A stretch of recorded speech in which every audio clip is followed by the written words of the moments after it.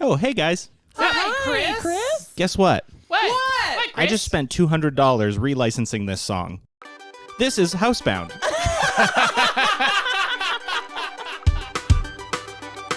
I'm Chris, I'm Holly. I'm Ashlyn. And I'm Greg. and you're invited.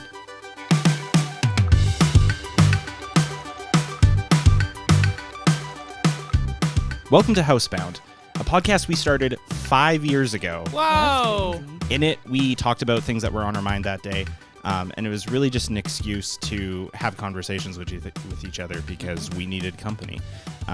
And 5 years later, I mean, we haven't done the show in 2 years.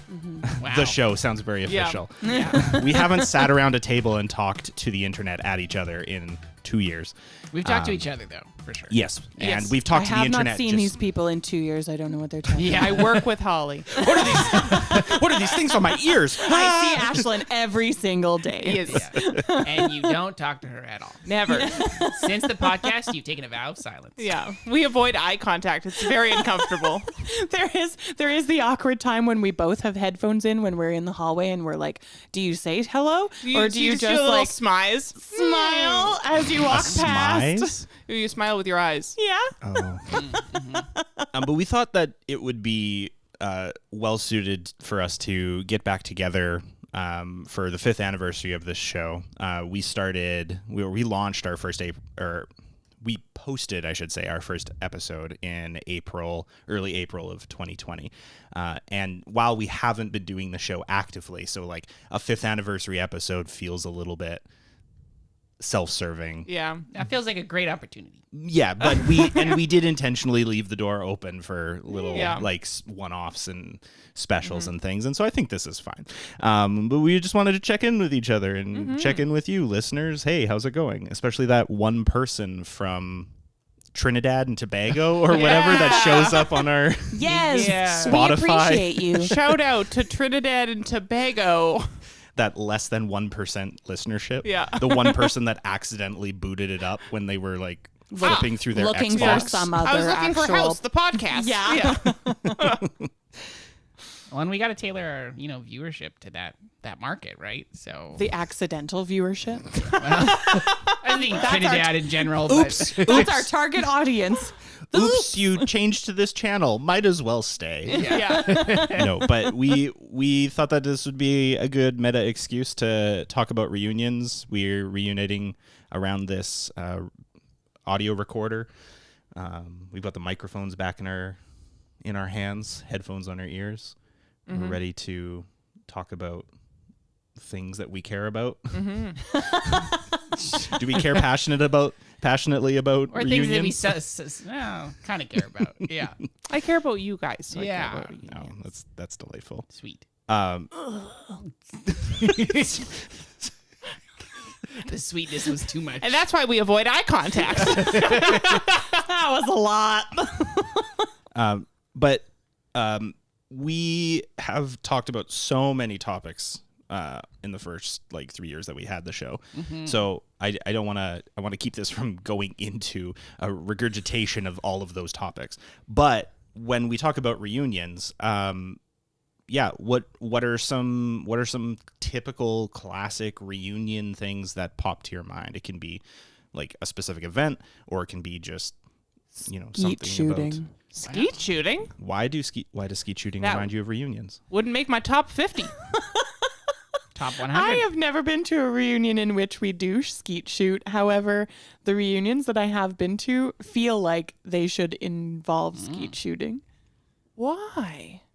Elaborate. I am intrigued. They were like giant Rempel family reunions. Yeah.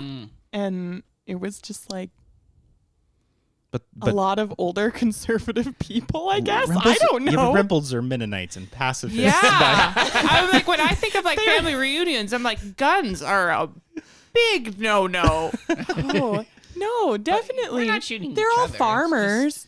They definitely all have guns, even if they don't like to And you're just shooting shoot other clay people. pigeons, right? Yeah, it's So, just a sport. They're called pigeons, but it's just clay. I don't know if that's true, but I don't know if that's not true.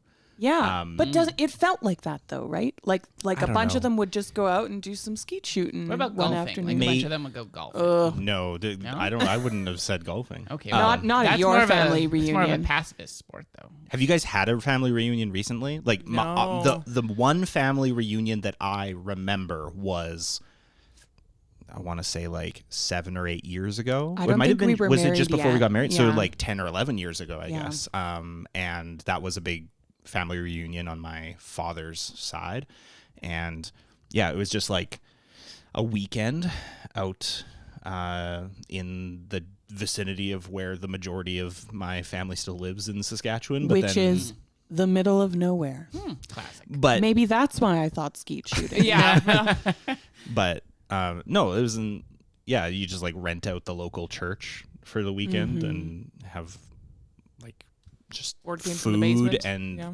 crokinole tournaments, tournaments, tournaments, crokinole tournaments, and That is tricky to say. and yeah, there was like a not a karaoke, that's the wrong word, but like Wow. a like Wow. It was a a talent show. it's a talent show on the last night. Wow. Yeah, and so it was people get up something. and sing. Did you get up, either of you? I was filming Chris it. filmed the whole thing, and I Oh. wasn't technically family yet. Okay. That's fascinating. so your talent was on full display with the filming. So Yeah, we released, Which, I don't know, was that highlighted? many singles of DVDs afterwards. Yeah. Yeah, I know it how was to just- make a DVD menu. Yeah, did it- you have bonus features? Probably, honestly. No, I you think put you put bonus features on everything you make all the time. okay, we're getting off topic, but, Bonus features. That'd be cool. Okay. topic. but this wouldn't be a Housebound episode if we didn't go off topic at least That's a little. But your parents at that thing did The a reunion. song, at the reunion talent show, did a song from Fiddler on the Roof. What? Yeah. Okay, so my parents have this. Brenda and Cal. Yeah, Brenda even Well, they like to made dough for it so that she could be like kneading the dough while she sang this So they song. a thing that my parents like to do at events. Sometimes it'll be like weddings. Sometimes Yeah. it'll be like talent shows aside Musical from theater? reunions. Well, my dad Yes. was in plays when I was growing up, and my mom sings, and my dad sings, and they both play musical instruments. I did not know this. Wow. Yeah, and so one of the ones that they like to do is the song "Do You Love Me" from Fiddler on the Roof, and it's just a duet, and it's a short, like arguably a short song. It's a simple song, and so then they just do this thing back and forth to each other, and it's super funny because my dad has like the beard and the hat, and he looks like Tevye, the main character from Yes, the very movie, much and, so. and then my mom can put on the act like the wife that's like really bitter towards him for the whole song kind of thing, and then Yes, they it's an slow act. the slow softening of hearts near the end. Like Yeah. yes, It was good. So It was That's good. so cute. maybe Oh we my should have done an gosh. episode about like things we didn't know about our parents. Or Yeah. things we didn't know about each other's parents, I Yeah. guess, because like I wouldn't have expected you to ever know that. But Yeah. yeah. That's Anyways. really adorable. I've never seen Fiddler on the Roof. Ashlyn, I think that's something you would enjoy very much. I also, it's on brand for me. I Yes. just haven't seen it yet. But I feel like I could already say that I love it because I'm going to whenever I do eventually watch it. Yes. Back to family reunions. Yeah.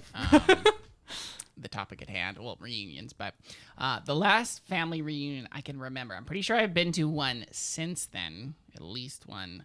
But the memorable one, I can tell you exactly how many years ago it was. Oh. Exactly how many years ago. It was 21 years ago. Why can you remember The that? reason why I remember that is because mine and my twin brother Mark, who also shares a birthday with me, had both gotten How that works? a pair of Swiss Army knives for our 10th birthday because we were in I'm sorry. double digits now. You both got 2 Swiss Army knives? We both got Collectively, they got a pair. collectively we got there was 2. There was 2 to share.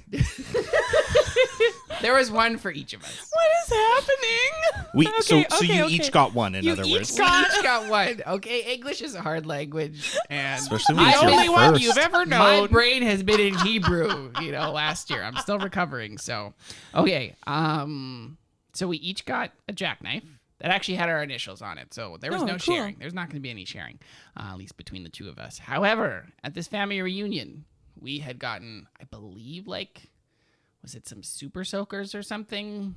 And you know how they have those lovely like ties that the plastic ties around the toys. Oh, that like the prevent zip you ties that from are in being the able to pull packaging? out the toy out of the Oh, cardboard yeah. that are so annoying to get off. And anyways, Joel really wanted to get into his, and so he asked one of us. I'm convinced it was Mark. Mark's convinced it was me. It probably was me, but I'm not going to admit that publicly unless it's on a podcast. So, but yeah. So I don't.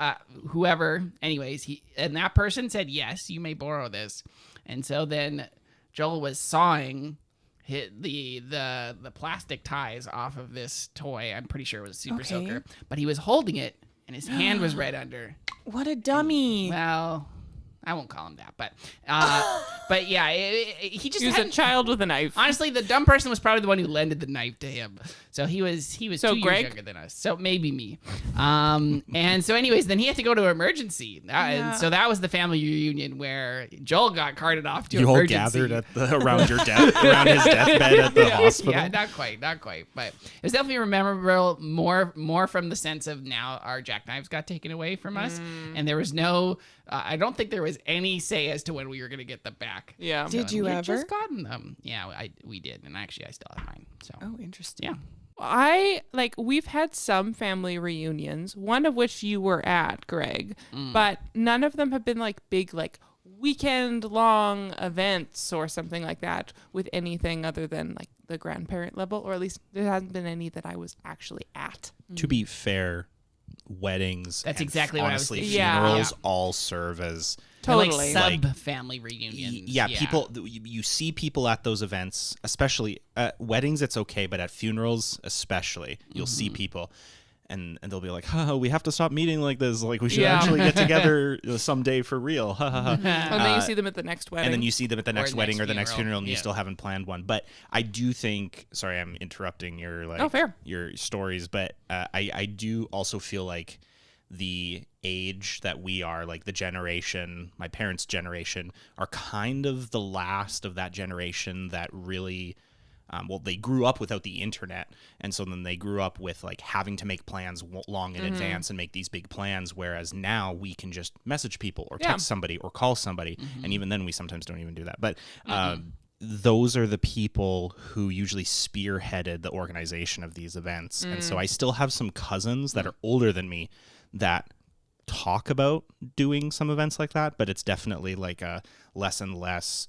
I don't know if it's less and less popular or if we just care less and less about familial stuff like that. I don't know. Anyways. I feel like in many senses, I actually got to know or got like closer with some of my extended family members because of the pandemic.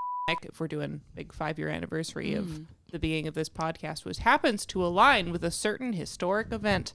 An And event that shall not be named Yes. until 2 seconds ago. but If only that- somebody could make yeah. a note and go back and erase that point of the podcast. Oh well. Anyways, carry on.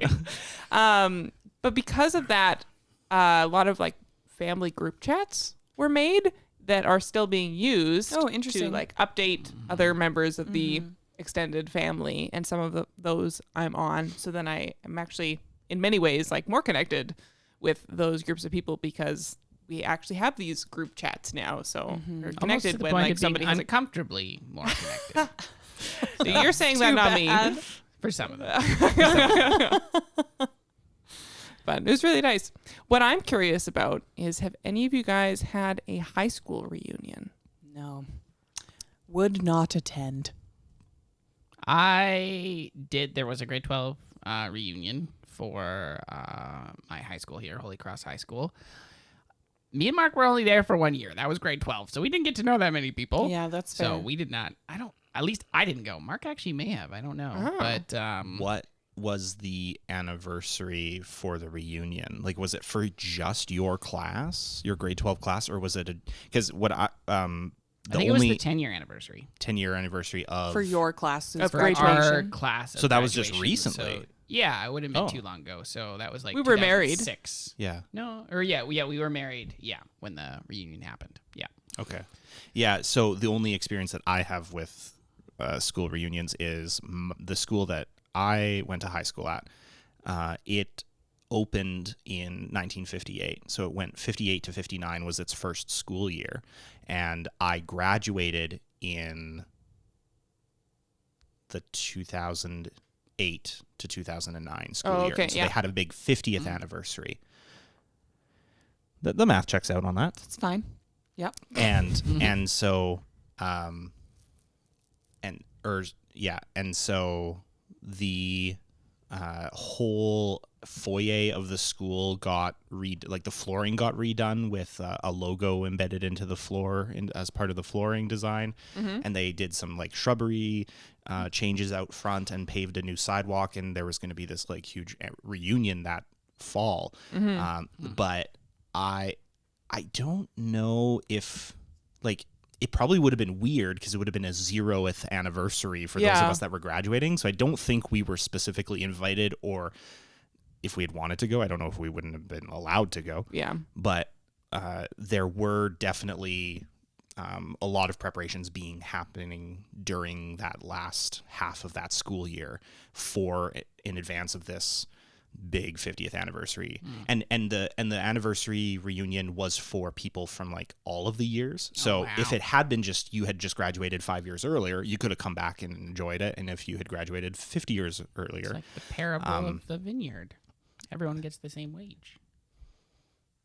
Yes, but also, I'm just sorry. I was listening to what you were saying, but I was thinking about the math again, and it wouldn't have been the people graduated because that 1958 to 59 school year, which was the first school year, there were no graduates that year. That was a grade 9-10 year or a 10-11 year. So it wasn't until at least 1 year later that there was actually graduates. But even so, they were doing a 50th anniversary of the school. Yeah. Cool. And amongst other things, I remember also that the yearbook people jumped the gun on it. And the people that were graduating the year before me, they went, well, we're graduating in the 2007-2008 year. And the first school year was 2008-2009. Or sorry, 58 to 59. So they went 8. They went 8 and 8. Yeah. And they went, this is the 50th anniversary. We have to do a 50th anniversry school Bummer. yearbook. Edition. And the like, you know, the organization aspect of me went, no. Like you're a year off. Yeah. So it's not a big deal, but Yeah. it was also a big deal. But anyways, that's another reason that I remember, because I was a year younger and I was in grade 11 at the time, and I was like, this is for next year. Yeah. Anyways, that's my only experience. Did your high school class have a reunion?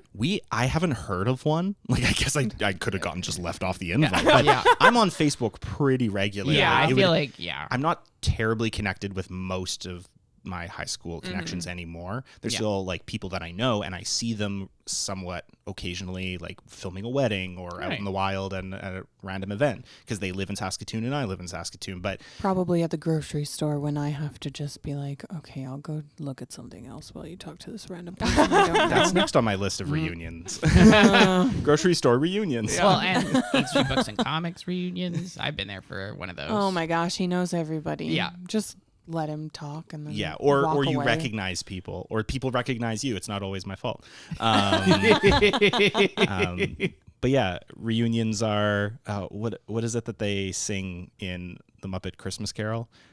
It's true, wherever you find love, it feels like Christmas. And it's kind of like that with reunions. It's like wherever like 2 or 3 or 4 people recognize you on the street, their reunion is also. Oh my gosh, no. So sweet. Bear, you have to run away. Some of us like other people. Listeners, I wish that you could see just the dichotomy of difference between Ashlyn's face and Holly's face at that sentiment. It was pretty priceless. Yeah. My high school, as far as I know, again, unless I was just left off the list, never had a high school reunion for my class. But I always kind of imagined in high school that we would eventually have one. But quite frankly, I think if we had a high school reunion, I would have just been talking with my friends that I knew from high school, which I'm still friends with most all of them. Oh, okay. So I don't think that would be that like necessary. monumental. Yeah. The only people you don't talk to are the ones you wouldn't want to talk to at the reunion anyway. Exactly. And quite frankly, in high school, I was like so deathly quiet. And like did not talk to anyone outside of my like very small circle of friends. My graduating class was about 100 people. And I spoke to about 5 of them. So much so that I remember, I think I might have shared this story before, so apologies if I did, but it's been 5 years, so we can share it again.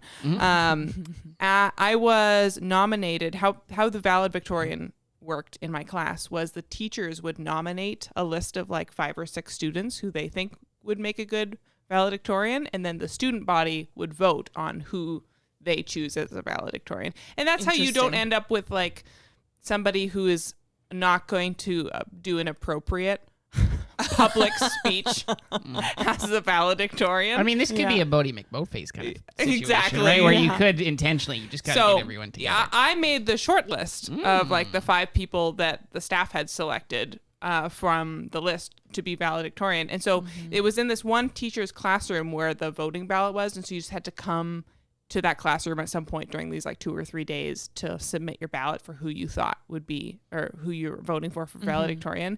And I was in the room with like 3 or 4 other people when we were writing names down, and the 3 or 4 other people all went together and said, "Who the bleep is Ashlyn?" Oh. And I was standing right next to them. Did I say anything? It's me. No. Ashlyn's just like, yeah, what the heck? Starts looking around. Who the frick is she? Yeah. Show your face, coward! That's funny. So Did you put your name into the goblet of fire? Oh, wait, it's Ashlyn? I don't know who this is. So I was unknown to even my graduating class as I was graduating. So, Tight. Yeah. but I was actually invited to a different reunion. This was not that many years ago again. And that was my elementary school was having like a 20-year reunion or something like that from Like not your whole school, but not not the elementary school that I spent basically all my elementary years at. The small town that I did kindergarten and half of grade 1 at. Oh, yeah. Mydale, Saskatchewan. And so I got a Facebook invite because somebody tracked you was down. still connected to me Wow. that was like, You oh were yeah, on she the attended list. kindergarten and half of grade 1. She'd Clearly wanna come. needs to be invited. Folks, So I this was is like- why it's very important that you put as much personal information in your Facebook profile as possible. Phone numbers, emails, Yeah. every Don't do school it. you've The ever invite gone was to. like, look at this photo that we have of you from like another kid's like birthday party, and there was like a birthday party that I was at in my like little overalls. That's I was wild. adorable. And everyone was happy in that photo, so they thought clearly these people want to see each other Yeah, again. I bet she's great. Yeah. I bet she's thriving. Yeah. She'd love to be here. Probably nothing went wrong in her Yeah. life. So- How's your dad? Oh, Christopher James. He has a plaque in the church. Don't worry.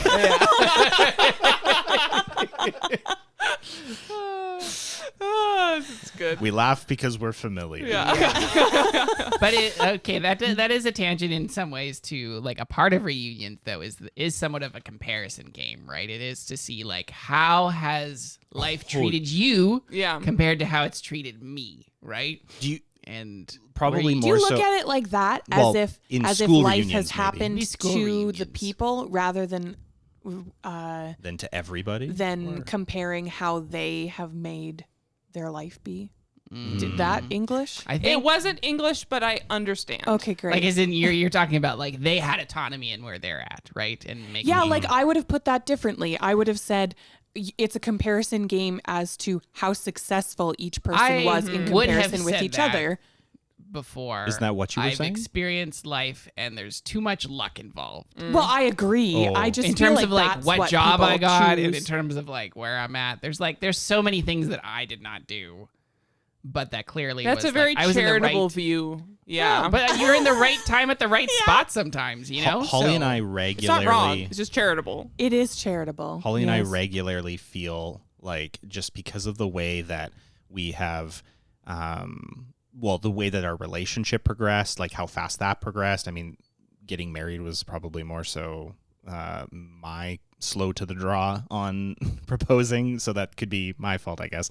But just the way that relationship progressed, and then early married life and jobs and trying to find a job and figure out where you wanted to be and going back to school, and me never having really done any post-secondary for anything specific because I didn't know what I wanted to do. It just left me and us collectively constantly feeling like we were behind where everybody else was. Yeah. So we regularly feel like we're probably like, if we have to equate ourselves to where everybody else is, we constantly feel like we're at least 5 years behind. And it's like, well, you're this age and you should have, and I mean, that's also a societal Checked off thing. these boxes Right. by Yeah. now. Yeah. So I can see that point of view, but I definitely do get the feeling that, and I think it's probably just mostly media does this, is portrays class reunions or like work. Yeah. What do you call them? Like work, not reunions, but like when you get together with like the whole company together or something like that. Like A Christmas party. I guess it could be like at a Christmas party type event, but where you get together and you finally see everybody that you haven't seen all year because you all work different shifts or you work all over the country or wherever, or work from home or whatever. And you get together and you just like, you see people face to face, and then you start to like compare yourselves to other people. So compare your professional successes. Yeah. yeah, it definitely does feel like some people, like you can tell people have worked hard for something. And so they've gotten to where they are because they worked hard for it. Sometimes. And that doesn't necessarily stop you or stop me from having that feeling of like jealousy immediately. Like, oh, they're better off. And like, I am envious of that a little bit. But obviously there's a recognition there of people that have actually worked for a thing. Then there's also people that have like been, you know, like you were saying, Greg, about luck, I guess, like, to put it crudely, like born into a better situation, like, you know, inherited a better situation somehow for whatever reason. But then you also don't want to like fault them for that, because it's like, well, but your parents worked really hard for it. So it's like, it's hard to like criticize each other. So it's this weird, like, school reunions and like these abstract work reunions that I can't think of the name of for the life of me. Those tend to be portrayed as this like place where you compare and contrast each other to. Whereas something like a family reunion, I haven't gotten that at a family reunion, though like one or two I've been on, because people are just happy to see each other. Yeah, So, I do still find that even at family reunions, the topic still goes to what are you doing? Right? well, everybody And wants that to tends catch up, be- yeah, right? to And so catch you up. think you just list off your latest successes. Yeah. You know, oh, Greg and I bought a house, you know. Yeah. Or have these Started a jobs podcast with and- 5 listeners. Yeah. One's in Trinidad and Tobago. yeah. It's pretty great. Both Trinidad and Tobago. So, but rather than even like, so even then there is still some amount of like, you end up talking about things that honestly, I don't know, I'm not passionate about my job necessarily, right? But like That's allowed. but I like talk about it everywhere I go. And instead of being like Work is there's called so work many for a more reason, so things that are like it's fine. interesting to talk about that just don't end up getting talked about because Yeah. all the surface conversation is just all this. Yeah. I feel like that's less about reunions and just more about how we view people in our current culture. Like, Yeah, we that view you are your people, work. yeah, that Yeah. our worth is connected to our work and what we're doing, and therefore that's what everybody asks about. But like, oh, what do you do? Isn't, oh, who are you now? Yeah. Right? Like, which is really Or what are you the passionate answer about, right? at Or- like a family reunion. Yeah. That's like actually the answer that people are asking. Like, who are you now? Like, Yeah. what are We just your don't say it interested? properly. We don't say it Yeah. properly. Yeah, I But- really struggled when I had a job that didn't align necessarily with me things that I too. was passionate about, but you still have to like start there, Yeah. in order to Somehow get work somewhere your else. way around. Yeah. So I enjoy now that Agreed. I have a more interesting job and a job that I would like align myself better with. Yes, that aligns with my values. So my high school never had a high school reunion, but if it did, I may have gone, even though I didn't know anybody else other than my small circle of friends, just to show off my hot, sexy husband. Because you're a trophy. He says. Just the eye candy there. Yeah. right? Yeah. Show him off. Yeah. So what happened to him? can't fit his suit anymore. That's what's happening. To your point, Holly, I think it also really has to do with the people that are interacting with you too. Because if the people that interact with you have that mentality of, or just, I think you talked about this as simple as getting together with family, where you don't see family for a couple of months, let's say. Your family's in a different province. We go back home. You might have a family member that's like, oh, hey, hi, how's it going? And then you might also have a family member that's like, hey, so how's that job that you got? You know, that you were some people are really good at remembering random crap about other people. Or some people are just good about caring My about brother-in-law other is people. really good at just like picking out one fact about everybody and then asking about it each time. And it is because he cares about people, but it's also because that's like that's how he a remembers. strategy that he has come up with because he's a teacher. Yeah, so Smart. yeah, it also has to do with the people that you're interacting with. We can keep talking about like the real world if you want, but when I think, my gut instinct when I think about reunions is, in the last, I want to say 5 years, basically since COVID. Oh, wow. There have been like 3 television I know what you're talking about. reunions that have come out specifically. Like I'm sure there's been way more, but yeah, there's Love is there was- Blind. Are we talking about that? Love is Do they Blind. get together as a reunion? A reunion is part of the core series. Oh, at the end of each season, right? They have a reunion, but the last It's like a episode reunion came episode. out 48 hours ago. Yeah. So, That's not what you're talking about. No, the Friends reunion it's a reunion was for like the people on the show, 20 though. years Friends, or something. and Because I the think show was so. filmed Harry a while Potter, ago. I think, Yeah. Harry Potter had one. Harry Potter had a 20th anniversary Yeah. special, Which is wild. Friends did, Fresh Prince of Bel-Air did. Oh, I didn't see that one. I didn't see it either. But there's been a few like that. But I also think of reunions when, like every year I'll tune into a little bit of either a Comic-Con panel that's live streamed or like a Star Wars Celebration panel that's live streamed, and there's like an anniversary of a specific nerdy show or something that people are. Firefly. Right. Yeah. Like all the cast is Oh there. my and gosh. they're- Yeah, or like little Yes. reunions where characters from other shows will show up in another character's show several years later on a network series because it's fun for the fans, things like that. So like when I think of reunions, I tend to default thinking Wow. To media. to media, like television, and I mean How these are surprising. also Yeah. real people too. But They are real people too. yeah, so it's They are. I started by saying something about like going away from like real life, like face to face, and these are also real life people that you can meet face to face. So I'm not saying that that's not what it is, but it's because the concept of reunion has this feeling, for me anyways, of there needing to be some kind of like established something to reunite. So for us, we can get together whenever we get together, hang out, play Switch, play board games, watch the Oscars, do whatever, and we don't think of it as reuniting. No. Just like we don't think about breaking our fast for every breakfast. Yes. Right, but True. that is technically what it is. It is, indeed. and so Fast of and the so but we think of something that's monumental. So for us, hey, it's been just over 2 years since we released our last podcast episode. Let's do another one, and I don't know if this is about you. I probably end up talking about the podcast once every couple of months at least. Like I'll be talking with somebody. They'll be talking about podcasts and they'll have a question. Yeah. And I could just say, this is how it is. Yeah. But then I know that there's going to be more questions to follow Yeah. that up. And so kind of self-servingly, but like out of necessity to give context to the situation, I will say, well, my wife and some friends of ours and I started a podcast a number of years ago, and we did, over 50 episodes, and like that feels really good to say. Like I have a little bit of experience, a little bit of knowledge Even about what Ashton you're was talking surprised about. by the 50 episodes. Yeah. Yes. Just today. Oh yeah, yeah, 61. It's a huge number. Insane. Yeah. yeah.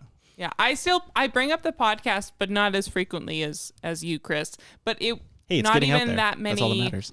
Like a few weeks ago, the facility manager at our workplace was asking me like, how many views does this podcast episode have? And I was like, well, actually, they don't necessarily show views because podcast syndication. Yeah. And he was like, how do you know this? I am a podcaster. Yeah, please don't look it up. Why not? I don't know. It does. I mean, I'm fine with anybody listening to this podcast, obviously, I'm but it does generally feel a fine little bit with weird anybody listening. to Yeah. recommend your own podcast. Probably to your like boss's boss. Like that is Yeah. a little strange. So Nah. Especially Dale, after you've Dale, just if said, you're I interested, don't really like my job. come listen to all of them. You don't like your job. No, that's it is, what I I say, said. especially well, after just yeah. saying on air. yeah. It depends how Did I say truthful those you words are. exactly? You didn't say those words exactly. Yeah. See, there we go. Okay. I don't know if your boss would be terribly upset about that. Your job is data. It's just Like, it's regular. I don't like talking it's about like it. It's not normal. exhilarating. So Yeah. yeah. I don't think even your boss would be like, you should be passionate about this. Yeah. That's fair. I mean, typically jobs want you to be. Yes. They want you to have some kind of investment or passion About about it. data input, I don't think anybody in their right mind is going to be like, people are going to be passionate about this. They're going to be like, this is a job. Oh, sorry, I was thinking more so about like The company. company The that company. you work for. I love the You might company. Sure. you might want to have some interest, Huge right? fan of So- the company. Yeah. So here's like I and have I have a two hoodie. sweaters. Yeah, exactly. I wear them frequently. Yes. I wore them to D&D the other day. You did? Yeah. Anyways. no, I was just gonna say it's As well like as this blanket. I worked at the. I have a lot of paraphernalia. Yeah. Yeah. They're just like Free you will stuff like is this. the best stuff. Shove this My backpack. Yep. freebie stuff down your throat, and then you'll have to Then I have to promote. market it. Then you're You'll have to promote repping. it. Yeah. You'll have to market it. Yeah. Yeah, that's actually really interesting because I worked at a restaurant, and I've mentioned this in the past, and I didn't necessarily love that particular experience working at that particular restaurant. However, there was a lot of things that, like a lot of knowledge that was afforded me having that experience. And so I am grateful for the experience, and I liked the food. but, Yeah. but, The food is good. but you're right. It's not like you have to love the specific task that you're given. Yeah. But I do believe that most employers want you to be at least mildly happy about, this is the company I work for. Yeah. Which is why a lot of employers, I won't say that they're necessarily better employers than others, but a lot of really good employers will give you good incentives because they want to attract and keep people, and they know that people are swayed by That's free what I things. have. And Yeah. Greg was like, "Do you Not have, just the backpack. they're Not like just in the the interview, do you have any questions for us at this time?" And you're like, yeah, no, wage looks good, but do you give out free blankets every once in a while? Yeah. Sometimes I get Sold. chilly. Yeah. I think another interesting reunion that I find can be very awkward or just fine, like or good, is weirdly enough communities. So for what I'm thinking about, and it could be like a bowling league, it could be a D&D group, I don't know. But for me, it's like church community, where you are a part of this group of people and you've moved to a different church community. And depending on how you left that church community, that impacts how future interactions with those people are Yeah. going to be. And so like for sure with like my original church community, we left in a way where I probably would have been a little bit more vocal about leaving, or just like, you know, We would have like, done differently. yeah, we would have at least like waved goodbye and stuff like that. And so even though that's the church that I grew up in, and that there's a bunch of people who like know me and my family, it's weird going back. And there's people who I expected to be friendly who aren't anymore. And so, and just like that kind of like, or at least like, and not like they're just more neutral, right? Like, it's just like, it's not the same experience. Whereas when we left church that we were all a part of, Mm-hmm. I can now see any of those people and it's not awkward. Yeah. And I mean, we see you guys all the time, so at least like It's like, awkward every time. every time. Greg. I don't know what to So- tell you. Yeah. So, only, but only when we hit record. yeah. But I think that's an example of, depending, I think, on how you leave a community, that will impact then how future reunions with those people that tend to Totally. be incidental, right? Like tend to be kind of like the grocery store or whatever, and where you specifically might avoid certain people depending, right, on how well that exit went. I avoid even people I like. Okay, that's an interesting question. If Yeah. you run into someone that you knew in your childhood and or teens, do you say hi? No. Do you never say hi or just no most of the time? It would depend, If I'm sure. they saw me, Yeah. and the polite thing to do is to then have a conversation, I will do the polite thing. But if Said I with s- enthusiasm. Yes. It's kind of. But if I see them and they don't see me, I'm going to a different aisle. Yeah. I'm not staying there. Even though that's the aisle you need to be in. Yeah, no, that's your I'll, last item I'll at the go grocery bum store. around in Yeah. the frozen section Yeah. where nobody wants to be because it's too Yeah. cold. Yeah. Rather than talk to that Like, rando. the back of the shelf, you can see like jars moving from the other aisle. And There's just like a hand reaches through and just That's snakes what I one back. needed. Yeah. Yeah. I would say that's probably like 85% of the time is I'll just avoid the interaction. I just want to do my thing and go home. Also, grocery shopping is the worst activity in the world, so I don't want to be there longer. I would say that like I typically don't go up and say hi, which I hear you ancestors telling me that is the wrong choice and I should always go say hi. So I will change my ways. But Talk to them. yeah. Going to an interesting church now. Yeah. So I generally don't say hi, but a lot of times it's like somebody I used to work with or went to school with but don't actually know that well. But funny enough, yesterday we had an assignment for school to go to a Orthodox church service. Oh, yeah. And at that service, I saw multiple people that I recognized from like eons ago from when I was a kid. And every single person I saw, I was like, oh, I should go up and say hi.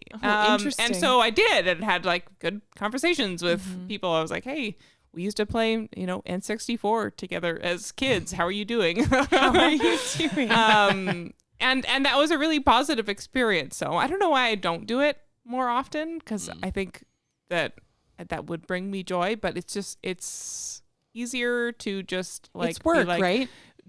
casually Totally, whisper to yeah. Greg, be like, that's someone I used to work with at our company, and then like go to a different aisle. Yeah, or it's tricky when you don't Sometimes remember you their name, for example, right? Yes, Where yes. like that's like. But even the people I went up to yesterday, I didn't remember his first name, the one, and the other people I didn't know their names at all. Yeah. But I was just like, this place, this time, you and You look me, familiar. yeah. Yeah.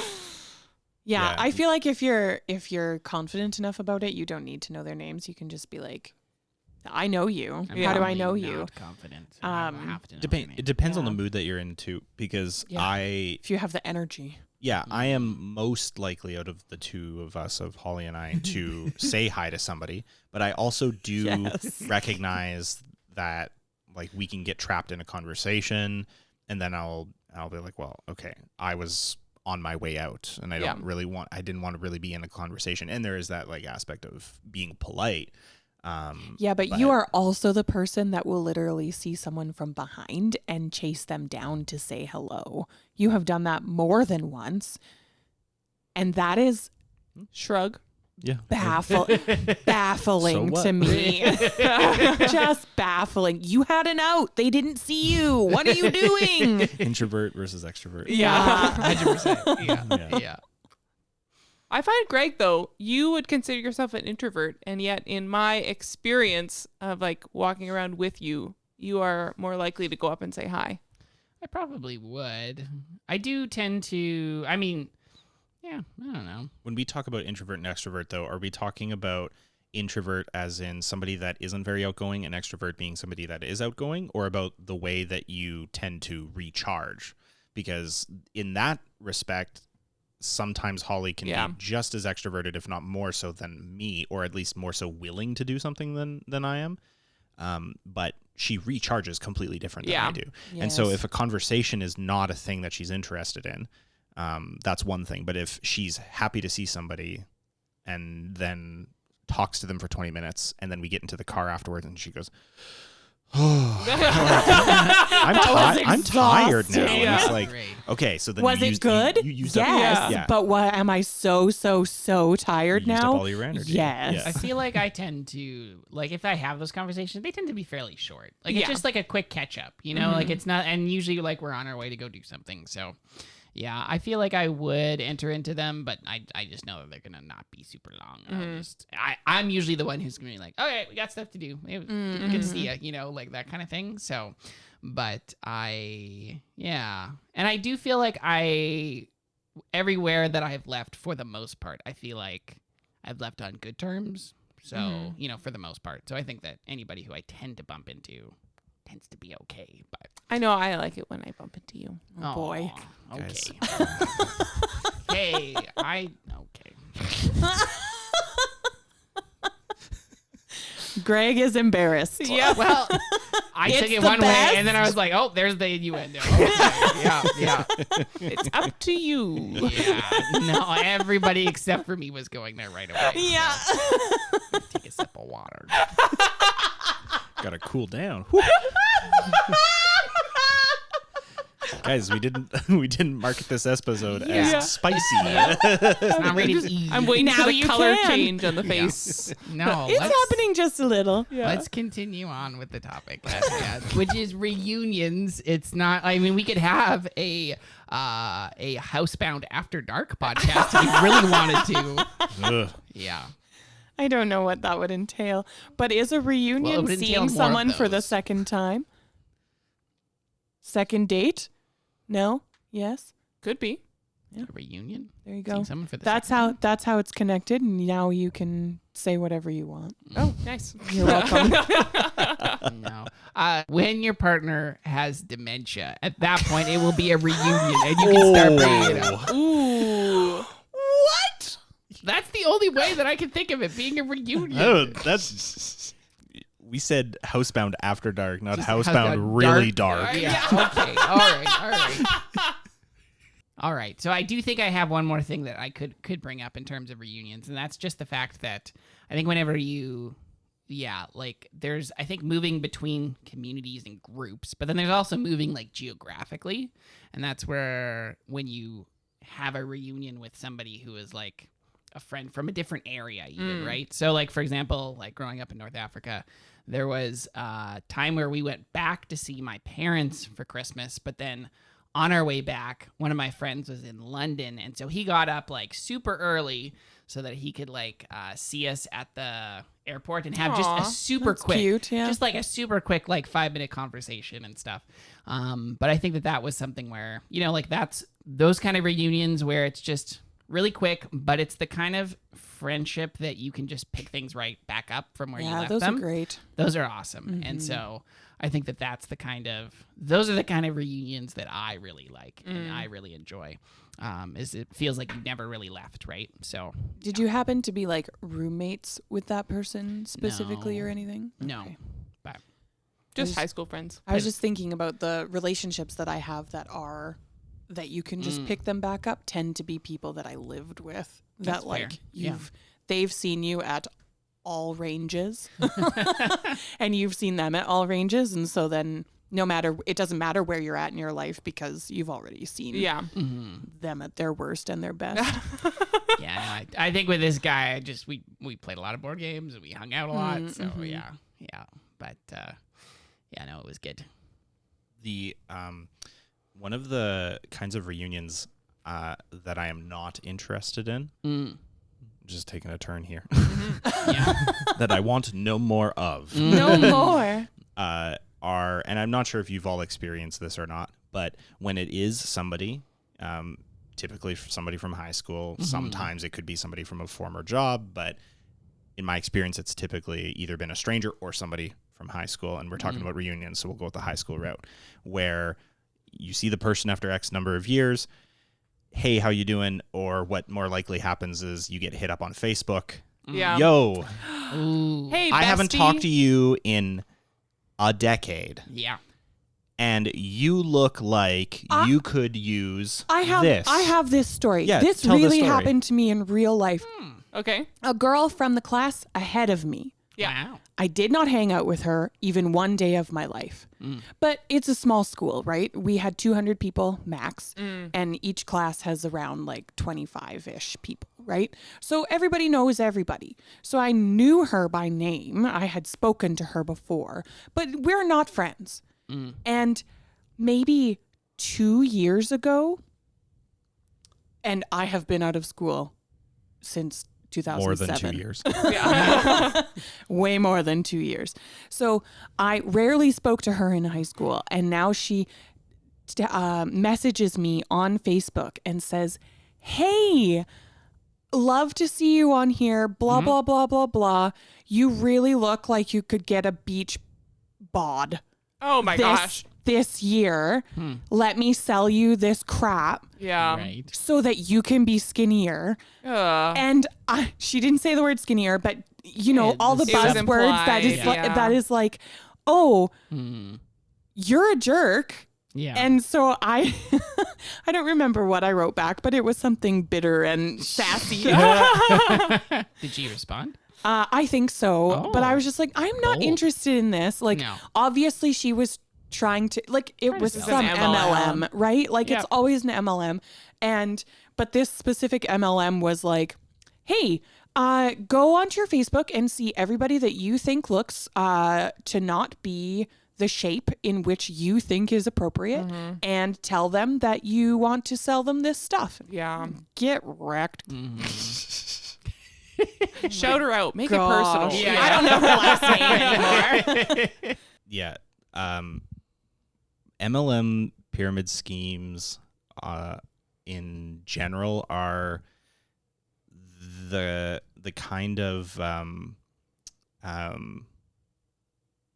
deceptive marketing that really preys on people's like inability to I don't want to say critically think about a situation, but it preys on their emotions. Totally. And Yeah. so And the even relationship. and the relationship. And so even and sometimes relationship. Again, I have had people approach me that are just complete strangers for the in that realm of things. I But feel like that's more uncommon than common. I would agree. because then you don't feel any like harm. Exactly. Right? You're not Saying no. severing Yeah. any ties. Plus, they've probably already talked to everybody that they know Yeah. already. Yeah. Suck those guys dry. Yeah. But I think let's talk about that for a little bit. Yeah. Let's talk about how and this isn't just like products too. We even set up like our entertainment to be deceptive in a sense, if you want to really think of it like that. I Yeah. mean, you could go so far as to say that like mystery novels Yeah. are like specifically deceptive, but I'm not that's not what I'm talking about. I'm talking about labels on food products that don't make sense for the food product. Or let me give you an example. or Canola away. oil says that it's non-GMO. Yeah. It's why the is that most not ridiculous okay thing. or okay? It's the most ridiculous thing because the test in which you test for GMOs requires you to test DNA. It requires you to look at the DNA and say, this is different than the original DNA. Yeah. It's been modified. Okay. Oil doesn't have any DNA in it. It doesn't have any DNA in it. How did you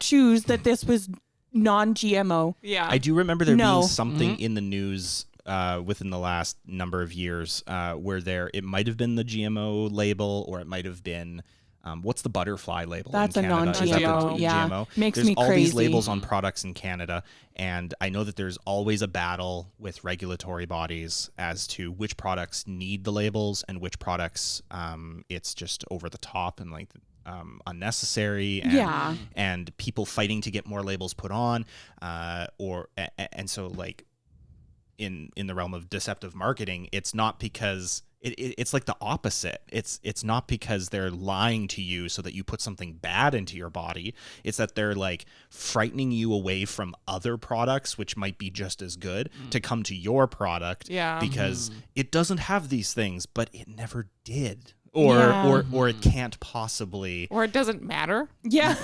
or it doesn't matter. We've been selectively breeding canola for like centuries. Yeah. What is the difference between that and genetically modifying it? Nothing. It's not. You The are amount of genetically modifying time. it. Yeah. the only thing. Animals that are in your burger or your sandwich that are raised without the use of Antibiotics. or hormones. Kill me. I want the can't things be. I eat to be healthy. Yeah. Thanks. So part of me wants to know, and I haven't done any research into this, is what is it that they're actually saying there? Are they trying to say, because legally, I feel like they should be able to get in a lot of trouble for saying something like that if it's not raised without the use of hormones. Are they just saying like are they like with a little asterisk saying not using like unnecessarily additive hormones or if extra you look things? at it, Is that it what typically it is? says additional hormones. Additional. Okay. And so the language on those kinds of things is really specific. When what gets tricky is the way that the public understands that language is different often than the way that the language is defined in the laws or the regulations around that topic or specific word. And so you'll see things that are like high source of fiber has a very specific definition, and you can only put that on your cereal if it meets that definition. But the average person looks at that and goes, I can get all my fiber from this. Yeah. And that's not the same thing. It's you'll get a certain amount per certain amount, but it's not that you can get all your fiber from it from one meal. Like that's not what it's saying, right? So I'm assuming that what happened is some of these labels started out as like a necessary thing or a thing that would be beneficial to promote, because when people pick up an item and they look at it, they want it shown right away, like what the benefits of it are. Sure. They don't want to do a lot of work by looking at the calories and looking at the breakdown of the ingredients and stuff on the back. So there is also, and again, I don't know the exact deal with this, but there are movements in place to have, I think in 2026, there's supposed to be a whole bunch of new labeling that starts getting added to certain foods. It's already starting. Is it already started? And it's like a white box that has very specific shout outs about like high values of things so that people know, high in sugar, high in sugar and fat. High in, there's a third one. Yeah, Oh, interesting. cholesterol probably. Or is that a same Might just thing be as calories. I'm not sure. Anyways, and it's because people are lazy and they don't want to do research, and so then they want to be like, okay, well, how do we shout this out? How do we make this more Clear. accessible to people? I mean, when you pick up a pack of cigarettes, there's some rule about how like 80% of it has to be health warnings. Yes. And so Yeah. now we're starting to see that on like regular food is like these all have to be health warnings because people are just consuming whatever and not caring for whatever reason. So back to what I was originally saying was I feel like some of these labels started out as necessities or beneficial things, and then other parties went, we can use these too. And while technically correct, we can also use them to sway leverage, people our way. And Well, they use the marketing to either fearmonger the whole marketing scheme that happened a few years ago that still has a little bit of a edge in the food industry right now is the whole if you can't pronounce it, then you shouldn't put it in your body. That was a whole marketing scheme from a very specific company, and it caught on like wildfire. Like they had a good marketing team for that. And like what a crock though, right? Like why would I be able to say half of the chemicals that my body actually makes itself, let alone, because I'm not a doctor or a scientist necessarily. Stop outlawing Worcestershire. Yeah. Right? Like, Yeah. there's no reason that if you can't pronounce it, that it is actually bad for you. Yeah. And so then trends like that catch on, and then packaging happens like that. They're like, oh, instead of dextrose, we're going to write sugar so that nobody doesn't eat our stuff. So now they're actually listing what they went out of their way They went out of their way to make it more complicated before. And now they're like, oh no, and then they switch it back. Yeah, and they switch it back. But at the same time, like it's like it was always the same stuff. They haven't changed anything. I think on food, what's very deceptive is serving size. Yes. That is wildly varied depending. Some of them are like more accurate to what I would consider a serving size of this, and other ones are like, this is a very small amount. Holly, you worked in the food sector. I did. Do you happen to know how do they determine for a food what the appropriate serving size is? You're going to hate this. Ooh. It is determined by how many calories the company wants to write on their box. Oh, so it's just completely customizable. 100%. Yeah. 100% customizable. Serving size means nothing other than this is the amount that we wanted to write the nutritional label in. Does it have to be consistent across similar products? No. So like if From the same company? Yeah. Or, So if like Nope. there's a bunch of different ice creams, can they just all have entirely different They have the serving same sizes? calorie count. They and could different serving they sizes. could 100% have different serving sizes and likely do. However, because certain flavors would maybe have different calorie counts. Right. So Yeah. you would maybe see they don't want to go over 150 calories So they'll per all be serving or 150, something. So they're all but one of them they will might be they half a might cup. range to One of be them- like 110 to 130, 150, but they Right. don't want to go over 150, and so then they'll just Adjust the adjust their portion portion size. size. Wow. Yeah, it's very very sneaky. Sneaky. Yeah, it's That's sneakier I than I hate thought. labeling. Yeah. It makes me really angry all the time. The other thing that I really hate in this like sector of things is expiration and best before dates. Of course. Yeah. Because that has become a very marketable thing. And I worked very specifically finding the shelf dates of foods. And it's literally based on how much money the company wants to spend Paying to for do those the studies. test, Yeah. to do the study. So I could Like a larger payment will get you a later a longer Yeah. study, right? Because they're studying it for Oh, I longer. see. It takes more money. So I could get, I don't know, a can of green beans. Sure. And we would get a whole bunch of them and we would keep them in different storage conditions. And then I would take one out at the specific time and do the specific bacterial tests that they are paying for. And then at the end of the 6 months that they are paying for, even if I have still not seen any bacterial growth, that would just be the best before date. But they can't say that it's longer than that. They can't because say they that only it's tested longer. it. Yeah. Mhm. But in reality, Part of that it's does make probably sense. okay for 2, Yeah. 3, 7 years because it's canned, right? Yeah. Like, and so it just makes a lot of waste. It's so frustrating. So looking at the difference between a best before date and an actual expiry date is always really important. Is there only like 2 foods or something like that that have an actual expiry date? I don't know Are they an actual interchangeable? number. Well, Of I know foods? Milk substitute for babies. What's that Oh, called? formula. Formula, Mhm, yes, is one of the things that has like an actual expiry Right, date on it. which It is makes never a sense. best before date. Babies are small, so even a little bit of something would Yeah. be. And then one other item, but I can't remember what it is. Yeah, that's totally fair. There are things. There are also different rules between different categories of food. So, like, if it's ready to eat food, that will be different on how it's labeled and how Yeah. many bugs it's allowed in it and stuff like that. Versus things that are going to be cooked. Like you assume that somebody's going to cook a chicken before Yeah. they eat it or whatever, right? So, yeah. Hmm. Yeah, the food industry makes me really angry all Yeah, the time. no kidding. Well, we should pivot to the board game industry. Oh, okay. Let's talk okay. about packaging. It'll in make the you board more game happy. industry. Yeah. Well, Kick us sometimes. off. Do you have you purchased board games that are like the funnest game, Well, winner they're of actually- several I awards, have and then you open I it up and do- there's no awards I won? do or- have You on won 0. pre-order a card game that is coming in that on the box. It's called Flip 7, and on the box, I'm going to find it real quick here. It says the greatest card game of all time! !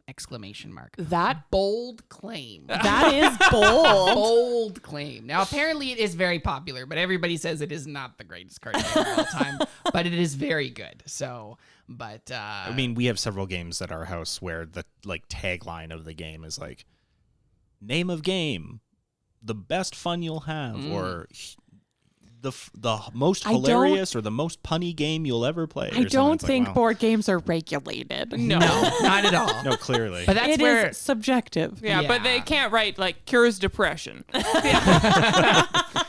right. They're not allowed to do that.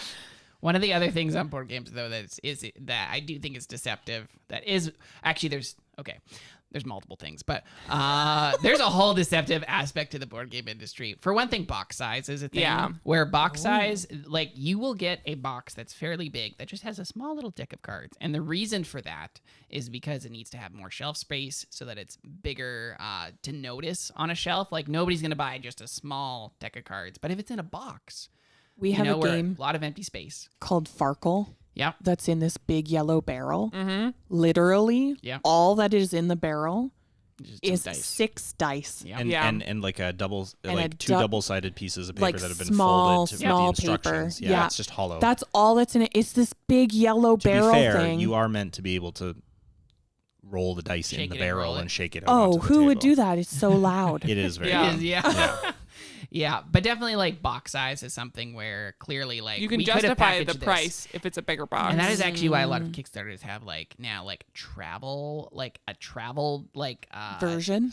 Well, they'll give you like a travel case for it. Oh, interesting. So actually, and I even have a game called Noggin that comes in a little bit of a bigger box, but then inside there's just a deck of cards in like one of so that you can just like pack it in your Here's bag. what it was meant So to here's look what it like. technically was. Yeah, But you yeah. wouldn't have bought it otherwise. Yeah. You wouldn't have paid $35 for it if it was this small. And then Or whatever it was. the other thing though is game length that they put on the box. Yeah, that's always That wrong. is always way under. always okay, wrong. Way under. I want to say I've thought about that too, but I have always been under the impression that the game length, even if it's given a range like 60 to 90 minutes or something like that, that is assuming that you have played the game at least once or twice, and For that sure. your average standard game length will be around this time. And also, if it says 60 to 90 minutes, I'm going to assume that is with the max number of players. So if there's fewer players, it's possible the game will still take the same length because of the way that the mechanics of the game work out. But I always assume, 60 to 90 minutes with 4 players. Okay, if there's only 2 of us, probably we can look at like maybe just over an hour. That's going to be my assumption. But that's assuming that I know how to play the game already. And so that first time that we always sit down to play a game, I always go, whatever that is, double it. Yeah. You got to double it at least. Yeah. Yeah, for your first time. Which But I don't think even- that's deceptive. Like, I think that just, like, they can't put everything on the box. I think that's, but that's I just just me. think I they don't know do that their for a fact. trials with people who made the game. That's the thing is that like when I So watch they know it. playthroughs from the developer, like sure they're hitting that like 45-minute mark, but that's because they are taking their turns They so know it so quickly. They know well. exactly what they're gonna do. Yeah. Whereas this is not. Even if you know the game, Are you enjoying this you game? will. Yeah. Like No, it's almost at 45 minutes. Well, I'm not sure if they even like. There's probably again, board games are not regulated. There's probably no requirement that they do There is any not. play testing to come up with what that Yes. time And they limit is. know- They just pick. Yes. they know it'll sell better if they say, hey, even if like generally this was over an hour, like hey, if we say it's 45 minutes, that's gonna sell better, right? So, Yeah. and here, everyone, close your eyes. Okay. I'm gonna go grab a game. 1 second. Is it also Oh for my the gosh. listeners at home? Do they have to close their eyes? Close your eyes. If you're driving, please do not close your eyes. If you're pushing a cart in a grocery store, please do not close your eyes. No, close your eyes. It doesn't matter if you hit that lady. That's true. Everybody else basically walks like they have their eyes closed anyway. So. Your eyes closed. Okay, now you have to like shake it in front of the mic so we can hear. Okay, this is not doing good things for my back, but that's okay. Oh no. How big is this box? Well, okay, so everyone can open their eyes, don't say anything. Just describe what you see on the cover. So feel free, everyone describe Without something reading? that's on the cover without reading it. There's a stone pathway with some leaves. Chris? It is a little bit of a like South Park-esque art style where you have like layered characters that look like they've been clipped out of things and pasted together. Okay. It's a very specific art style Kinda that's cartoony similar to a little that. bit. Yes, but it's more it's got more detail than South Park does to their characters. So like shading and like there's trees with clearly the branches and the scoring on the trees. Like it's definitely a more appealing art style. Yeah, I than don't that. think as crude as South Park, but yeah. Yes, but kind of that way. Yeah, That's- almost I would see like Calvin and Hobbes kind of art Yes, style yeah, of the shading, yeah. right? Yeah. It's a mouse and a cardinal and a raccoon and a cat at Ren Fair together. At Ren Ren Fair. Fair, they do all have weapons. It's a good description. They have weapons, but they're not killing each other, and they just seem to be like smirking and walking around. And So it's kind of divided into sort of 4 quadrants. Sort of. Sort of.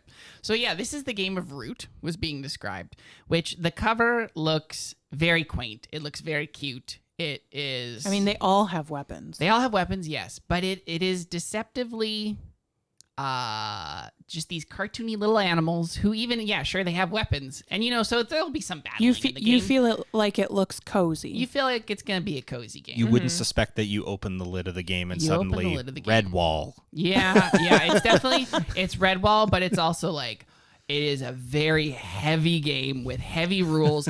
Every person is playing a different animal, and that animal is playing a different game from everyone else. So in order to teach this game, you have to learn 4 separate games. Learn the game 4 When times, I look yeah. at this cover, I don't think that. I think, this is going to be a breeze. This is going to be a nice family game for even the kids, and they'll be able to enjoy it. And so, What do we have for like playtime? Oh, that's a great question. It says 2 to 4 players, and it says 60 to 90 minutes. Oh, that's nope. wild. Have you done a round in 60 to 90 minutes with it? On never. the app, yes. On the app, Yeah, by when you're myself. playing by yourself. Yeah. With the computer. So yeah, definitely not accurate.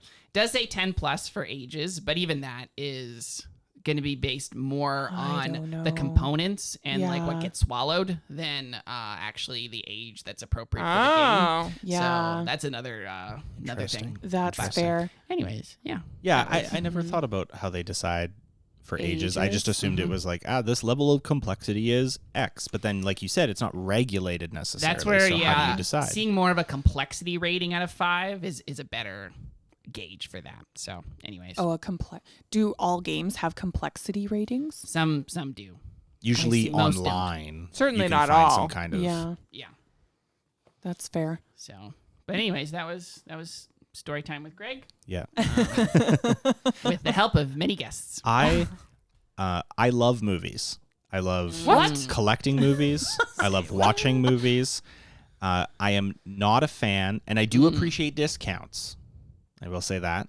Where are we precursor. going? Yeah, But I'm not a fan of the whole snafu that Cineplex found itself in over the last couple of years Yes. with the online ticketing system, and other companies have been in trouble for this. It's not, I mean, Ticketmaster, all like, Sure. You'll notice like on food delivery apps, there was a period of time where they could slide in processing fees or courtesy fees or transaction fees Yes. last minute. So you would get all the way through the purchase process, and then you would find out, it's an extra $1. I feel like Well- flights still do this. yeah. When Yeah, and they're now like, there's- your flight will be $400, and then you get to the end, and it's like your flight is $1,200. Yeah. Yeah. Where did all the if rest you bought of it this with come no from? extras, $400, but then they don't disclose that explicitly to you up front. And there's, again, legislation comes into play that says, okay, now you have to make a note of this. And so then they'll still charge the fee, but now everybody's used to it. And going back to movies, we watch movies often enough at the theater that we paid for a monthly membership that gets us discounted items at the concession and discounted tickets each month and yada yada yada, benefits, bonuses, whatever, as most subscription services to those kinds of things do. And so that wasn't a thing that like roped us into getting that, but we did find that those fees were being waived for us because we were part of the subscription or the member club. And so we didn't worry about it. But I noticed them and I was like, well, that's kind of sneaky and scammy. And then lots of people noticed them and were very upset. and so then things had to change. On the topic of movies, and this is maybe a little bit of a detraction because I don't know if it fully applies. You can let me know or not, but there have been some very notable cases of movies promoting their film with a trailer that almost completely does not jive with what the content of the movie is. And you get to the theater and people have been completely shocked. I don't know if there's ever been a situation where somebody has like shown up and it turns out it was like a completely gruesome movie that they weren't expecting to be a gruesome movie. Usually it's somewhere in the same vein, like a 14A rating movie that ends up being a little bit cruder or switching like the content a little bit. Has there been some dramatic ones like that? There's trailers that are like, there's movies that have a regular trailer and then a red band trailer. Right? Yeah, but usually it's the similar trailer just with the content. But if you didn't see the red band trailer... What's red band? Sorry? Those are the trailers that are for R-rated movies that will have all the cussing or the gore or the violence. So they can't show them on TV in commercial times because kids would watch that. Pops up in a theater, right? No, but they post it on YouTube. Or it might show up in a movie for another R-rated movie. Yeah, or an 18A rated movie. But otherwise, you're not going to see. So, like, for instance, what was that terrible Marvel movie that came out? Craven. It had a normal trailer and a red band trailer. And we saw the red band trailer first because Chris sees everything on YouTube, right? Yeah. But Stevie, our friend and listener of the show, she saw the regular trailer first and she was interested. And I had said, I'm not interested. That man like rips out throats with his teeth. And she was like, I didn't see that. And I was like, you should go watch this other trailer before you go watch this movie because it's not as like tame as it appears to be in this first trailer that you watched. Could we assume that the public would be of their wits enough to see a movie, check the rating before they confirm that they're going to go see the movie and maybe notice sometimes how is this R if the trailer I saw, seemed relatively tame, or do you feel like that's inexcusable? Okay, but R-rated can be just like range of different things. It can be a range of different things. It can be language, right? Like just like so many F-bombs, and that's like very different. And then it puts it into R. Yeah.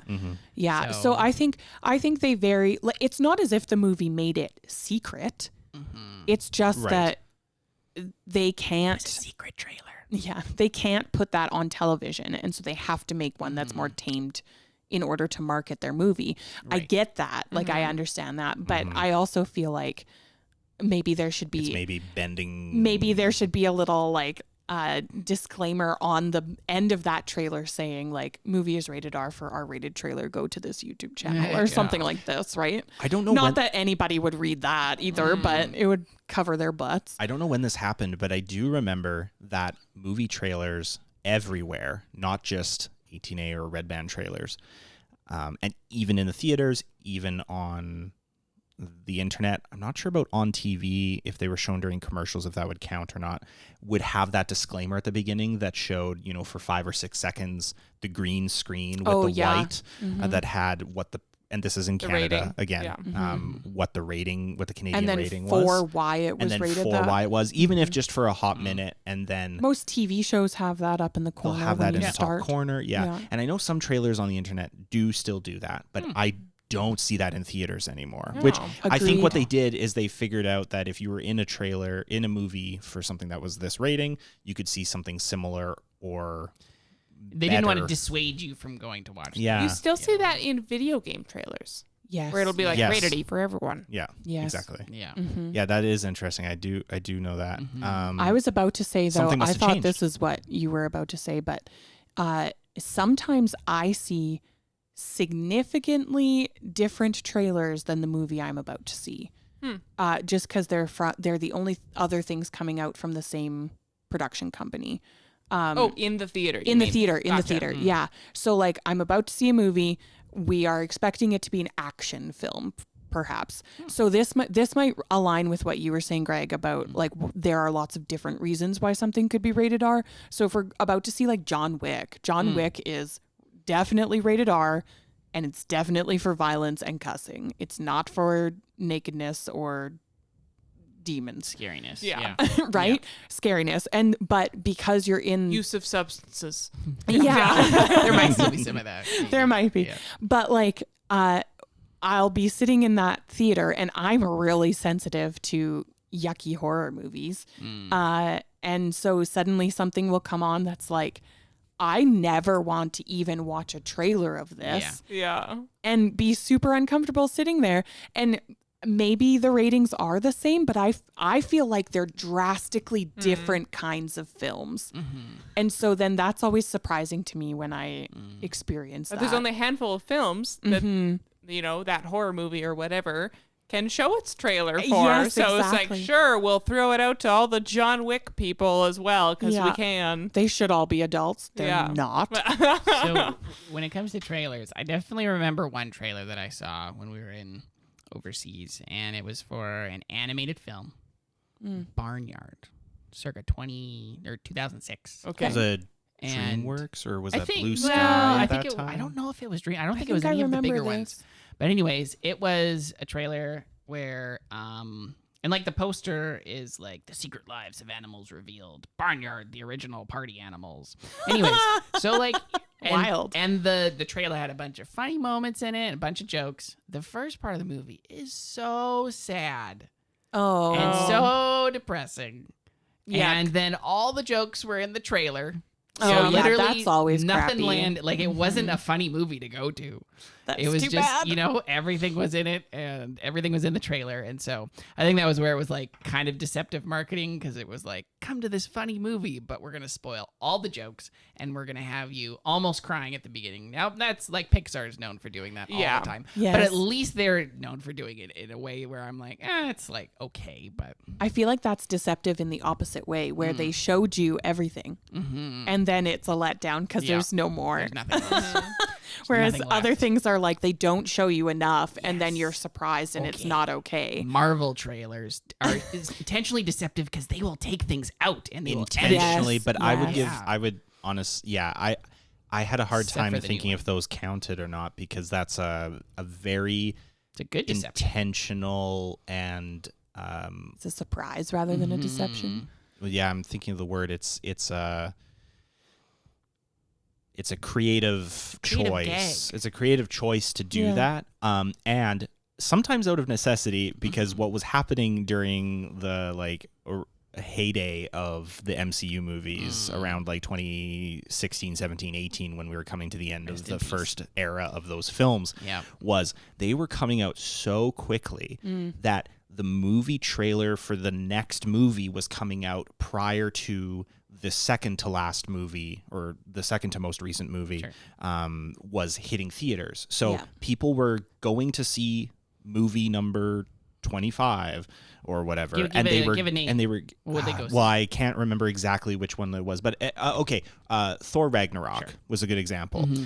Thor Ragnarok had not come out yet, Mm. and so when the Avengers Infinity War trailer came out, Mm. people were like, "Oh, we're gonna go see Thor Ragnarok this weekend," and hopefully the new Avengers trailer that had just released during Super Bowl or whatever is going to be on the screen during the previews. And I was one of those people because I was like, "This is a great trailer. I love this trailer. We're getting so amped up for this movie." Spoilers if you have not yet seen Thor Ragnarok and or been a Avengers while. Too Infinity bad, War. it's been years. Yeah. But at the end of Thor Ragnarok, Thor loses his eye. And in the trailer for Infinity War, he has both eyes. And so going into Thor Ragnarok, you don't know that anything's different. But they have specifically manipulated that first trailer so that you don't have the ending of Ragnarok spoiled for you. So for that, I give them a pass. And then you get to Endgame, was it Endgame? No, it was still Infinity War. Infinity War had like 25 trailers. and there's all kinds of scenes that are cobbled together of a group of the heroes all running or like, into charging battle, at the right? camera. Yeah. And that scene does not exist in the movie. It might have been partially filmed at one point and then cut, but there's characters in that scene that clearly were added in to deceive people because again, you don't know what's happening and you like you don't know what's going to happen in the movie, and they didn't have enough content to reveal without spoiling what happens in the movie, because that whole second act of that movie is like spoiler for the sequel to that movie. So they have to be very careful. So I don't know. That's maybe where I kind of give them a pass because they kind of have to do it. But I mean, they also wrote themselves into that corner. So I enjoyed though when they rotoscoped out the. This is another spoiler, but I don't care. The old Spider-Mans from that third Spider-Man movie. Oh, from No Way Home. From No Way Home, because that was so exciting. Like everyone was. But they did a poor job of it, and and people picked up on it People immediately picked up because you on can. it. There's a scene where you see one of the characters, one of the villains, jumping, and then out of nowhere getting punched backwards. Yeah. And people are like, something's missing from this shot. Yeah. And there's already rumors of We more think Spider-Men, maybe and so the it's other probably Spider-Man will be. So. Yeah, but like it created Spider people. it created such a buzz Spider-Thems. though about the movie and about like who we thought would be in it. Like we talked about that trailer for a while before we saw the movie. I enjoyed that. Like if you're using the deception to make something like more fun. I think it might have been just sloppy. that's great. I think it might have been a sloppy edit on their half. They might have been like, we can get away with it, and then they couldn't, and then I just don't hate Fans it. are too good though. They'll check out each frame. Yeah. Yes. There was Which is wild. a movie, and I don't remember the name of it, but they used poor reviews for their movie as their movie poster. Yes. And so they had a character in the middle of the poster, and then the poor reviews were lined up behind the poster. And so they had a bunch of good reviews at the top, but then the poor reviews were lined up in such a way that the negative, like, words of the sentence of the review would be hidden behind the character. So it would be like, this is a terrible movie. So it just looks like it says, this is a movie. and then, you know, it might have been like a Vanity Fair thing where they edited a bunch of stuff where it was like, it was only like 1 star, but they put 1 star on one side, and then there was another 1-star review on the other side, so it made it look like it was 5-star review, but it was hidden.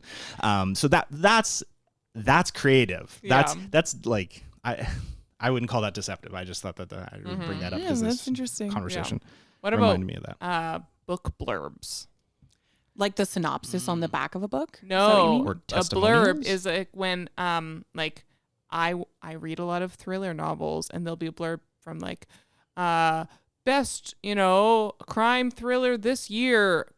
New York Stephen Times King. bestseller. Oh, I see. Yeah, And yeah, I'm yeah. like, Stephen King has not read Yeah. all of the books that he is blurbed for. He just has people that he 100%. pays to like write these blurbs for him, but it's never actually or rarely actually the author.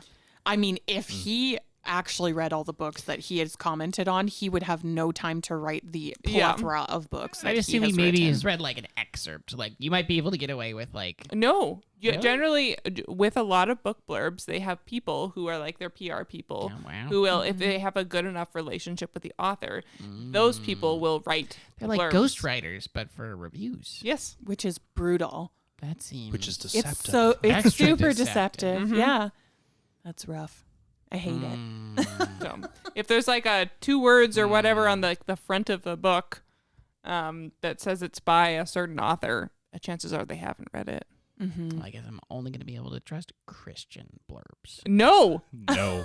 Dang Because Yeah, New York Times bestseller is another thing that people take advantage of, like the GMO labels, where all that means is that they have sold enough in order to get that ranking. It doesn't mean that that's the only book that year that has acquired that ranking. It wasn't the best. Or Because that how could they know? all of Because it's the them- beginning of the year. And then there's been many examples of cases where people have gone out and have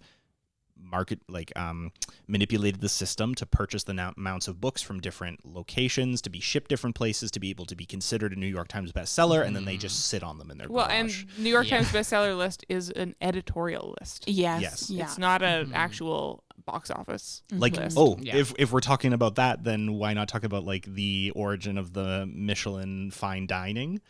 Oh, you know, yeah. you The know this story stars? about the stars, the origin of the stars. I don't know the origin. So Michelin, the tire company, Yeah. yeah, created I always thought that was weird. created a rating system For their tires. Tell me it's for their tires. yeah to That's wild. discuss how for how restaurants. far the tires would carry you or something like that, right? It was like 3 stars was like the distance.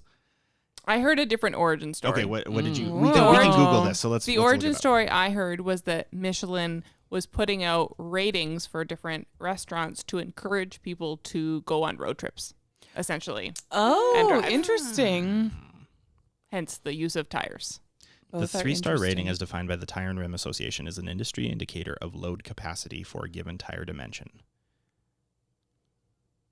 That is what Okay. I have found about But it. is it also Okay. for food? I do feel like that what you said was what I was thinking of. It was a way for people to get to travel further, Yeah. to wear out their tires. You can't always guarantee that everybody's going to travel further because somebody might be closer to that than others. But if you Well, no, create a but- demand, Mhm. Yeah, then yeah. people will. You make people want to go there. Yeah. Yeah. So I think you had the. Mhm. I think I was just like skimming the edge of Yeah. of what the rating system was. Once or twice a year or 3 times a year, however often Amazon has its Amazon Day pricing for Prime members. Days. Yeah. There is so much evidence because people know it happens now. They will go and screenshot items that they want like 2 weeks out. Sure. And screenshot the price of it. And then they will come back to the app on the day of the sales and the pricing will be inflated by like $150 and then dropped back down to that original price For the that sale they day. screenshotted. Yeah. Yep. And that makes me so frustrated. That makes me so mad. Yes. I don't know if that's like a bait and switch or like what the term for something like that is, or like Yeah. double pricing or like Surge pricing. Yeah. well, That's where, it's interesting. I know that's like there was a short CBC Marketplace video that I saw that was specifically where they tracked Gap prices. At Gap the and Old Navy. the Gap Oh, and Old interesting. Navy, where they tracked sales of certain items, and they saw there was one that was like it was there like was one on item that sale was for 80%. never not on, like it was Right. always that Yes. price. Right. Yes. Yeah. Even though like they're marketing market it it as a as sale, sale. even though it's like Yeah. for the whole time that they did When that they were posted it, tracking it was that for those price. 10 months. It was always on sale, and then other ones where and then what they would do is they would do also countdown timers was a big thing where that kind of pressures you. Hey, Yes. the sale's only happening for X amount of time. Like get in on this, and then that convinces you. But then like the next day when that timer goes down, technically actually the price goes down a little bit more, and then a new timer starts, and so it's like super deceptive. I hate that way. marketing. Like it's so bad. So it's So until the end frustrating. of that sale, but it doesn't mean that But if thing you- will not remain on Yeah, a sale. But if you didn't afterwards. hold out, then you would have just bought it at that like higher price, right? And so there was even like I know that there was a subscription service that was a Christian one that they also did something where they were like, hey, you only have till midnight tonight to subscribe for this $2 for like 2 months kind of subscription, and then the next day they said, so like now it's for real though. Now we've extended the sale, and so now you have until midnight to do it. And it's like you already knew that. Like, Yes, 100%. you knew that you were going to deceive us into thinking that it was all just a marketing ploy, right? Yeah. So and then it's like almost like, oh, we're being gracious by extending the sale to you. It's like nah. There was a nah. bunch of funeral homes that were caught up in a Sharp left turn. web It's not though. market deception situation not too long ago where I think the company that was hosting or in control of hosting had gotten this, either they themselves or they had purchased or they had acquired an advertiser for their sites, and that advertiser was selling memorial trees. And so when you went to somebody's obituary online, you would see at the bottom, you would say, hey, this person really cared about this camp or really cared about this charity. you can donate to this person's charity or whatever. And then underneath that, there'd be this big green button, and it would say, they also had plant a memorial tree. plant a tree or send flowers. Yeah, and had both. And so this is preying on like the type of people that would typically be reading these obituaries online, which tend to be a lot of like older people that just have access to the internet and don't really understand how to decipher spam emails and Also things like that. sad people. Yeah. Well, yeah, people that just aren't thinking about it, and they see this green button and they go, plant a memorial tree. Great. And then That sounds so sweet. They click plant a memorial tree, and then they pay $30 to plant a memorial tree. And then sometime later they want to go like, well, where did that get planted? Yeah. Because I'd like to go visit the tree or whatever. And it came about that this was a third-party company, and they were planting trees, but they were planting seedlings, which cost like They were a tree planting company. which costs They like were going to about plant the 50 seedling cents. anyway. Yeah. It costs about 50 cents to plant or something like that. Something super, super low. Even on the high end, they were saying like up to $1.25. And so then they were taking all of this extra money and they were just funding the planting of trees, which isn't in itself a bad thing. Please plant more trees. Yeah. Yeah. But the way that they went The about memorial that. tree. Yeah, the way that they went about that, making people think or suggesting that this tree would be planted in their honor somehow, some way. You'd be like, there maybe wasn't even the promise that you'd ever be able to find it, but it's just like preying and on those the thing that those people in that situation. you had said when you were explaining this to me, this came up because recently a family friend of mine died, and I saw this button and I was like, oh, this is so sweet. I want to plant a tree. And Chris was like, no. You were like, oh, but look at this. And without looking, I said, is it the green plant a tree button? Yeah. But what actually made me angry about the situation wasn't that it was a tree planting company or that they were getting a bunch of money for it or that it was going to be out where they were planting all the other trees. It was that the family wouldn't be notified at all that somebody had planted a tree that had spent the money and time and thought to put this out there for in remembrance of this person. Because I don't really care if I can go to the tree. I'm not sentimental either. So like obviously people cared about that. But like I just cared that they knew that something had been done for the person that in their honor. That the family knew that other people cared about them and this person, right? So yeah, it just sketchy stuff. My goodness. Reality shows in which people are finding love. Ah, yes. Love is Blind. And how much what is that called, Christopher, when they take clips Like from just the all over editing. the place? No, it's a specific edit. I saw somebody talking about it on TikTok once, where they take audio clips from like, it could be literally anywhere, not just the conversation, the entire time they filmed. Yeah. And they like put all of these clips together, and then they'll have a shot of like the other person reacting or something like that. Those reactions are never in real time. Yeah. While they're playing this audio that didn't happen, and you don't see that it didn't happen because you can't see that person's mouth. That is deceptive. The way that they make stories out of those reality shows is wild. Yeah. Yeah, I definitely have recognized when I'm clearly like, okay, that's not quite the right reaction. Or like in real time, you know that they didn't switch positions that quickly. Or, you know, like, yeah, there's just things like that where the continuity is wrong. Continuity's not quite there. And you're like they're purposefully making the continuity wrong in order to tell a different story. Yes. Yeah. So they're editing the conversation to make it more interesting, dramatic. Yeah. When it's and also, I mean, they put music behind it too to make you feel exactly what you feel should the be feeling, feels. right?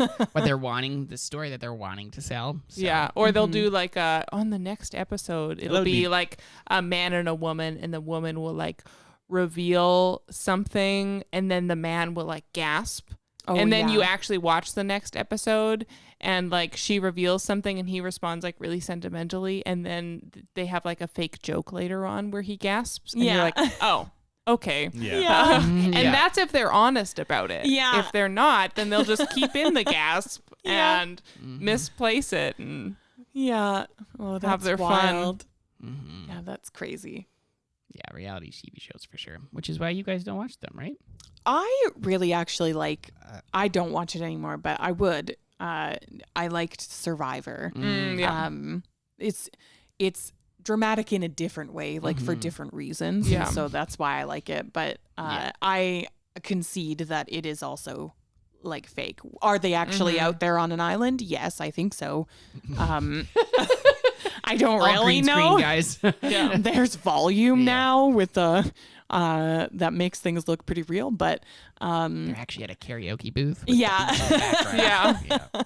but They're at a tea bar. so sure they're filming all of it, but it's But that the means that they can edit it storyline. however they want. Exactly, right? Yeah, How they want the story to end up. yeah. So I understand that I'm being duped or willfully Happily duped. Yeah.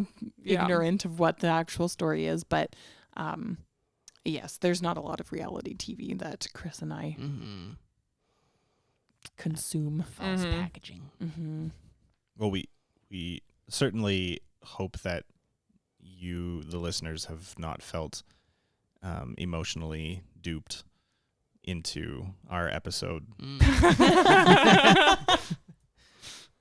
We did really, really want a chance to commemorate 5 years because it just, I mean, I guess technically, again, deceptive. It was only really 3 years, and we took a 2-year hiatus. Ow. But it's been 5 years since we started it. Yeah.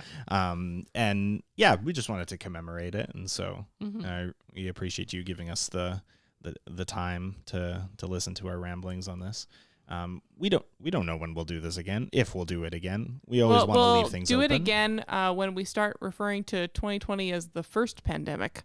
That might not be too long. Yeah. The bird flu's doing some weird stuff right now. Ooh. Being birdie and fluey. Yeah. And or like we could wait another 5 years and do a 10th anniversary. I as many times as I mentioned earlier in the episode about where every few months I feel like I'm bringing the episode back up. Yeah. I also find myself wondering, like, what if we just like started it up again and like we still could do it super casually? I don't know if I feel fully motivated to do that. Yeah. And I kind of think that if I'm feeling on the fence about it, then you're probably already on the other side. Or still on the other side, I should say. I don't know. You do the most work out That's of all true. of us. Well, and that's what I'm saying. Mhm. Like, so if you're saying that it would be easier for you to sign on to it. Yes. Oh, you. okay. All I do is sit here and chat. Minimal prep. Which, Yes. as we've learned, is exhausting. It is exhausting. I will sleep But well. you're gonna sleep well tonight. Yeah. Yeah. Nice. It's like when you take the dog out and let it run for an hour, Yeah. and then it naps for the rest of the afternoon and into the Yes. evening. I guess depending on what dog you have. But Yes. Ours. But no, I enjoy these. I definitely enjoy these once in a while podcasts. Like it was fun. I think we did a Christmas. Did we do a Christmas one shortly after we finished? Yeah. yeah, we sure did. that was Our last one was actually we posted it in December of 23. It would have 22. 22, I think. 22 because we did nothing for 23 and nothing for 24. Mm-hmm. Yeah, so December of 22. We filmed it at the top of December. Mm-hmm. I think we actually filmed it. No, we filmed it in November. Filmed it in November because we wanted to have that final episode be our actual final episode that we recorded. And you know, knowing all along that we could be super meta about it and Yeah. come back on an anniversary Mm-hmm. and do something like that. Yeah. But was 2026 your anniversary? Wedding anniversary? Yeah. I mean, every year is our wedding 10th? anniversary. Is that your 10th? Yeah, 2026 will be 10 years. 26 is your 10th? Yeah. This year is ours. Are you wanting us to do a podcast to commemorate that? Did you do an anniversary podcast? Just A bunch of this one's the reunion podcast. This one's the anniversary Podcast. podcast. Yeah. This one's Greg and Ashton's anniversary. yeah. podcast. The Housebound podcast, all back together This or is something like my, that. Reunion tour. 31st May of my life podcast. Too fast, 2 reunions. Yeah. Housebound Drift. No, but this has been fun. Thanks for joining. I can tell that you guys really like hanging out with us because you're willing to go birding with me for an episode. That was fun. That That is was the fun. other episode that I think about is like, well, if we did pick it back up, do we keep doing Housebound could do or Outbound. do we do Outbound? again? I think we got to at least do one more Outbound podcast at some point. Okay, we can make that happen. Yeah. We can start it right Take now. me on a field trip. Just do your best bird noises. Cheep, cheep, Oh, cheep, cheep. Cheep, cheep. Cheep, cheep. Cheep, cheep. Come on, Collie. she's not going to do anything. This will very quickly turn into the soundtrack that they play over top of the golf tournaments. Oh, yes. And then That jungle one. One year somebody was using like a jungle sound effect or So something they've like that. got like just in nice the back- jungle it's noises, just like- and then all of the sudden, and then in the background you're like, just a really loud monkey. Oh, it's I leaned away great. from the mic for that, but you can find it on the internet. It's super funny. It was very funny. No, deceptive. Yes. Anyways, Surprising. I've enjoyed hanging out with you three. I've enjoyed talking to you folks listening online. So I guess that's it. And until next time, if there is a next time, you're invited. See ya.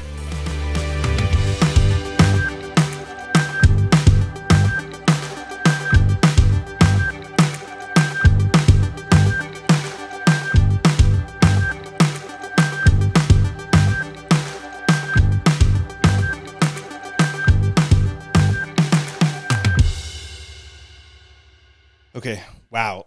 Good job, team. Good job. We're rusty. We're I don't think we're that Beautiful. rusty. was wonderful. We got the intro in like one take.